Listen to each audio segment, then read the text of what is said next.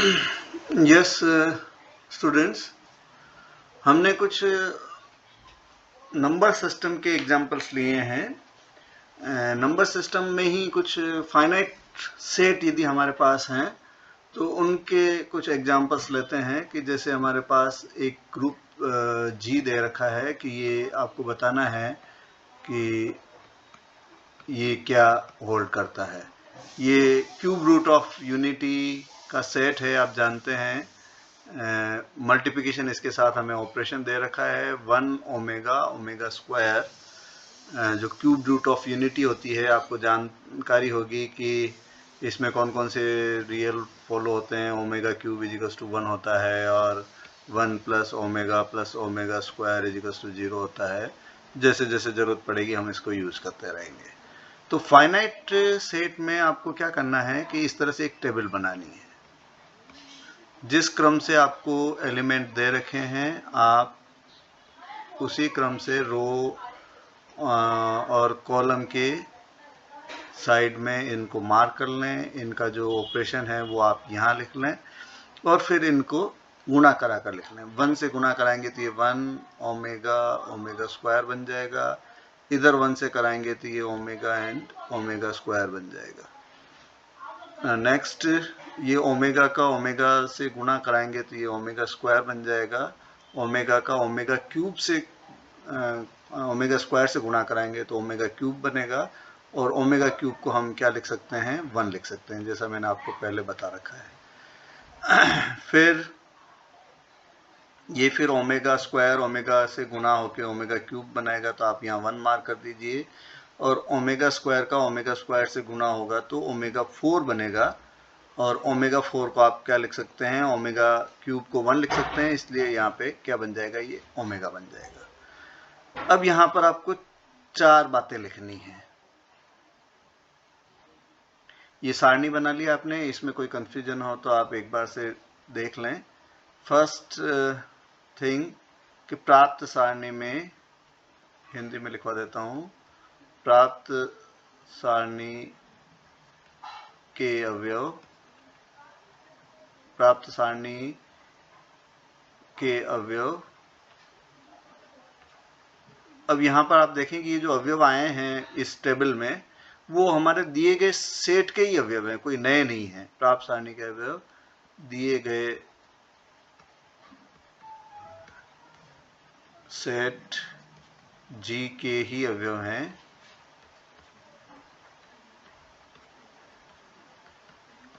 अतः संक्रिया क्लोज है। अतः संक्रिया, जो भी संक्रिया है वह संक्रिया क्लोज है। पहला काम हो गया। दूसरा आपको करना है यहाँ पर नंबर सिस्टम गुणा के लिए 1 ओमेगा स्क्वायर क्या है आपका, क्यूब रूट ऑफ यूनिटी है। 2 कॉम्प्लेक्स नंबर है और 1 रियल नंबर है। तो ये जो नंबर सिस्टम है, नंबर सिस्टम गुणा की संक्रिया के लिए, पहले भी बोल चुका हूं मैं, दोनों के लिए, गुणा के लिए भी और एडिशन के लिए भी, संक्रिया के लिए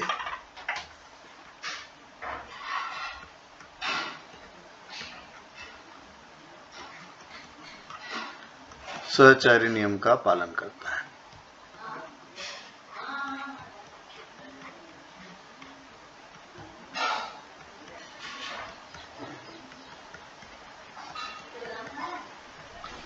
तीसरा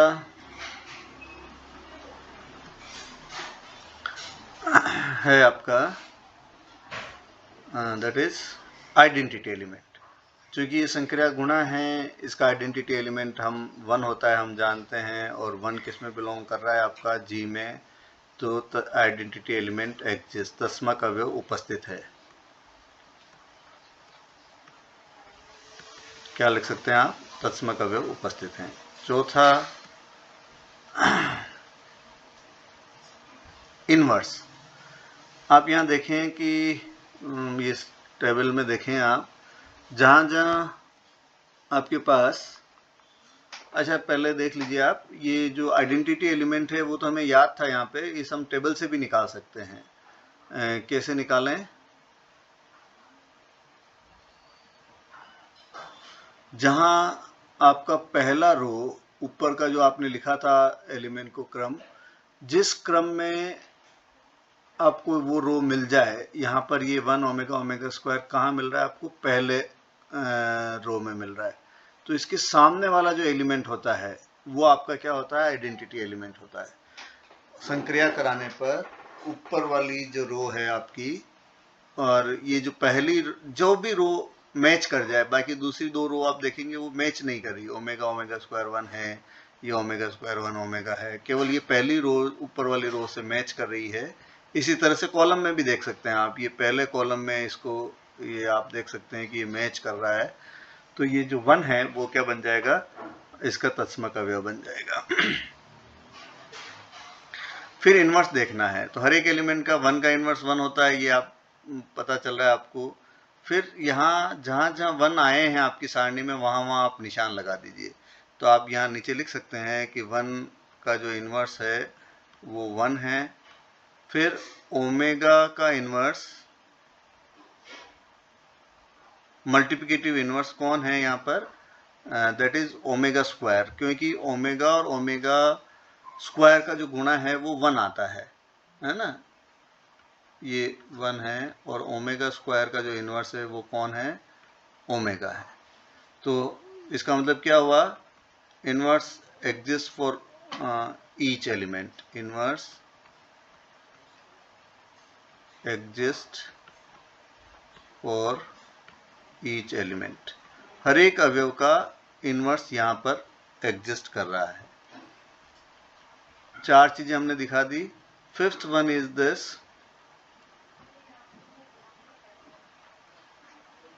सारणी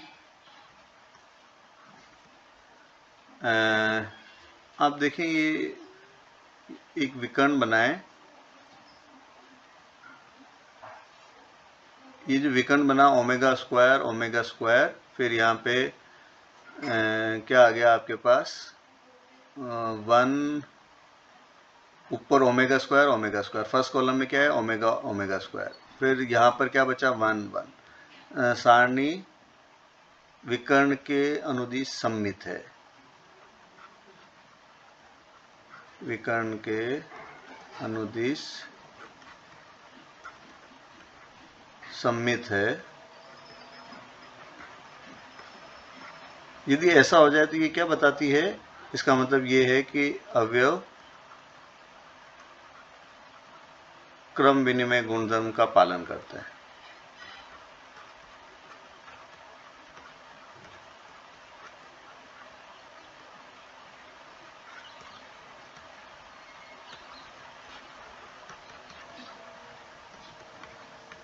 और अतः G एक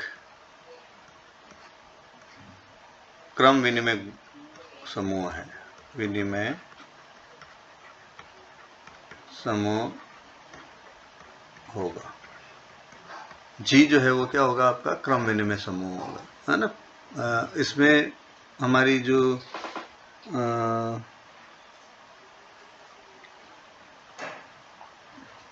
पहला हमने दिखाया था कि प्राप्त सारणी के अवयव उसी सेट G के अवयव हैं, अतः संक्रिया क्लोज है। इसको याद रखना है आपको, जितने भी ये फाइनाइट के एग्जांपल हैं उसको इसी तरह से लिखेंगे हम। नंबर सिस्टम गुणा संक्रिया के लिए सहचर्य नियम का पालन करता है। आइडेंटिटी एलिमेंट कैसे निकालता है वो मैंने आपको बता दिया है। इन्वर्स के लिए आपको क्या करना पड़ेगा? हर एक आइडेंटिटी पर मार्क करना पड़ेगा, और रो और कॉलम में आप देख लें तो वो एक दूसरे के इन्वर्स होंगे। और पांचों चीज़ें हमारी यहाँ पर होल्ड हो रही है, तो हम कहेंगे कि ये आपका एक ग्रुप है।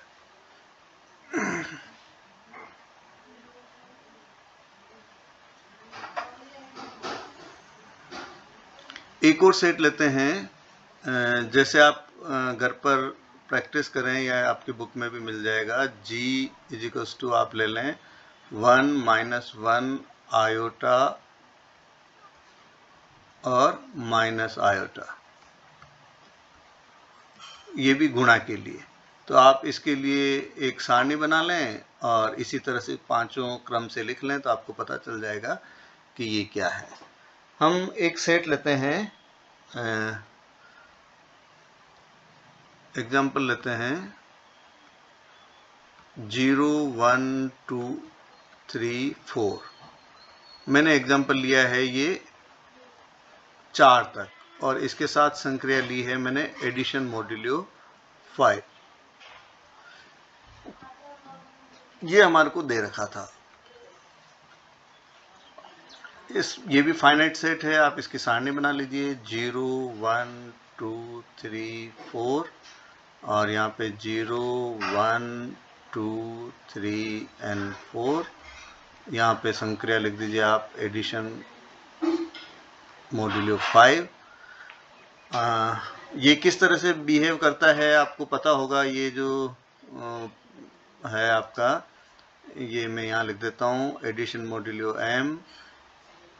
2 एलिमेंट को आप इससे ऑपरेट कराएं तो इनका मान आता है रिमाइंडर, या तो चलो इसको पहले आप लिख लें। इसके 2 मान आ सकते हैं। पहला a प्लस बी सिंपल आएगा यदि a प्लस बी का जो एडिशन है, सिंपल एडिशन है, वो लेस देन टू m है।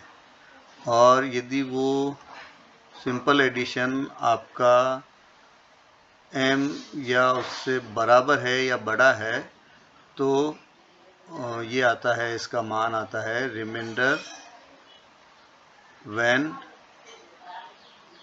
a plus b is divided by m। उसको जो आया है उसको आप m से भाग दें तो जो शेषफल आता है, ये शेषफल, ये आपको ध्यान रखना है ना, शेषफल अपना आंसर होता है।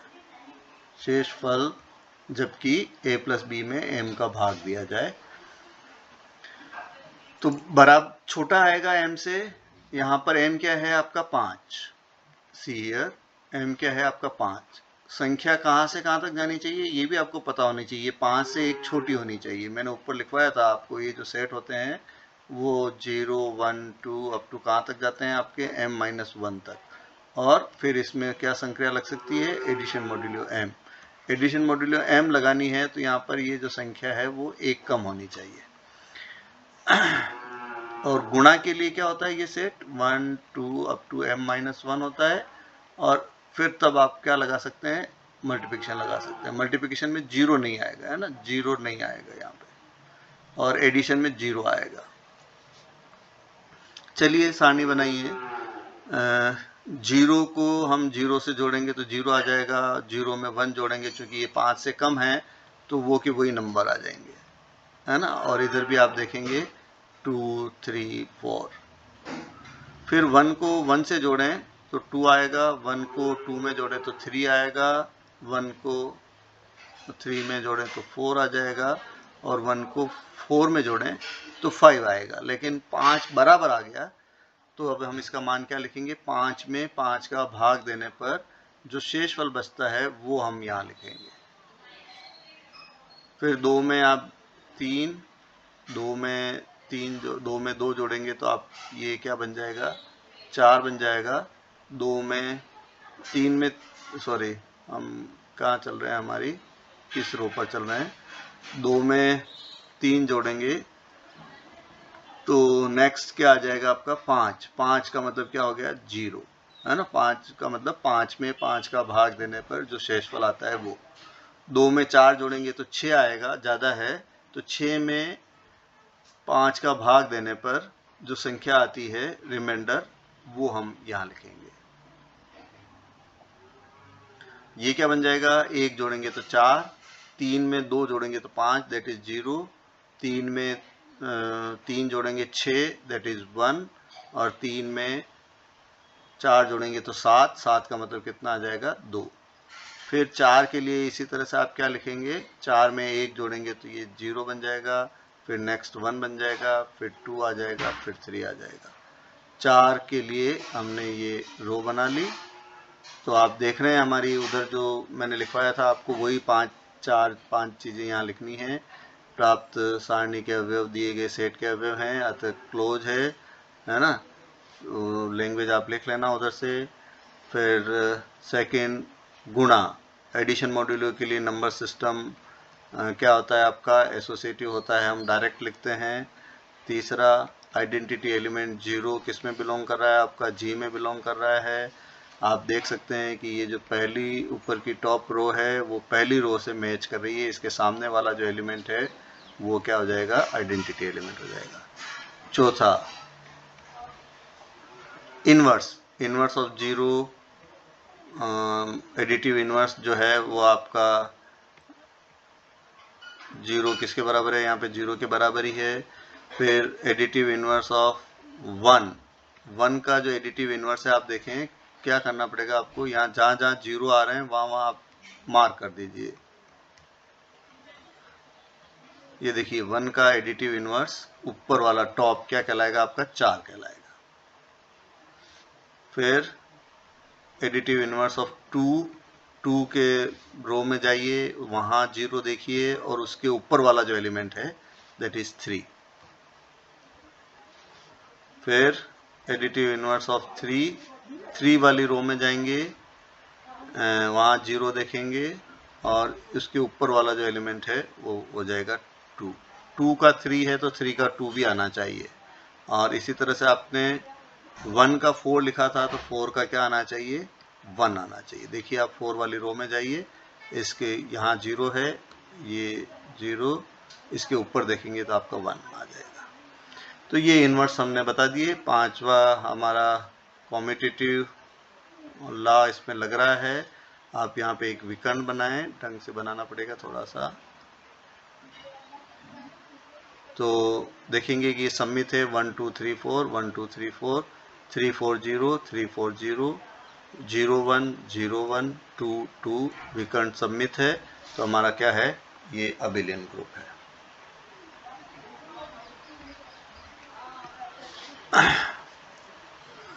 आप एक मल्टीप्लिकेशन मॉड्यूलो का सवाल घर पे करें, यही ले लें 1 2 3 4 और कहाँ तक है, हमने ये 4 तक सेट लिया है और 1 से शुरू हो रहा है तो इसका ऑपरेशन क्या बन जाएगा, मल्टीप्लिकेशन का। ये आप घर पे ट्राई करें। इसके लिए इसी तरह की टेबल बनानी पड़ेगी हमारे को और हम इसमें ग्रुप की प्रॉपर्टी को होल्ड कर सकते हैं। एक मैं थोड़ा सा अलग सवाल ले लेता हूँ। 1 3 5 7 ये हमारे पास है और इसके साथ मुझे दे रखा है मल्टीप्लिकेशन मॉड्यूलो 8। इसकी सारणी बनाइए।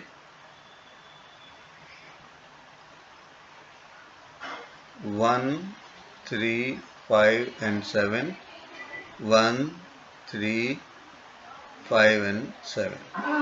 यहाँ हम लिखेंगे मल्टीप्लिकेशन मॉड्यूलो 8। तो आप चूंकि 1 के लिए कर रहे हैं और ये सब संख्याएं छोटी है तो वो का वही सेम आ जाएगा 3 5 और 7। अब आप 3 के लिए 3 का 3 से गुणा, सिंपल गुणा यहाँ क्या कराना है, गुणा कराना है। एडिशन वाले में हम क्या करा रहे थे, एडिशन करा रहे हैं। ये यदि आपका गुणा है, यहाँ पर आप देखें तो ये यदि a plus b multiplication modulo m है तो इसका जो डेफिनेशन है भी वो भी इसी तरह का है कि यदि इसका सिंपल गुणा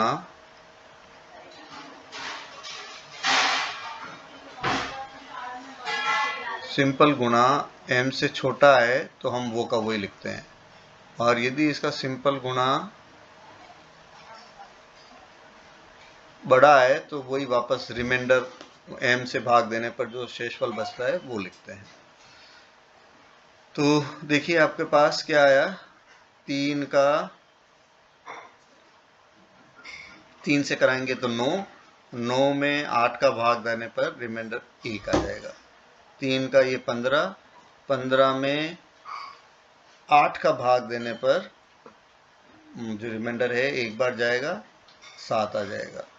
और 3 का 7 से गुणा कराएंगे तो 21 में 8 का भाग देंगे तो 8 दूनी 16, 5 बच जाएगा। ये इस तरह से सारणी बचेगी। रिमाइंडर लिखना है आपने, है ना। 5 दिया 15, 15 में आपने 8 का भाग दिया तो 7 रिमाइंडर बच जाएगा। 5 5 25, 25 में आप 8 का भाग देंगे तो ये 1 रिमाइंडर बच जाएगा। और 5 7 5 35, 35 में 8 का भाग देंगे, 8 चौको 32 होता है, 3 रिमाइंडर बच जाएगा। फिर 7 का 3 7 21, तो 21 में आप क्या करेंगे, 7 21 होता है, 21 में 8 का भाग देंगे तो 8 दूनी 16 और 5 21, 5 रिमाइंडर बच जाएगा।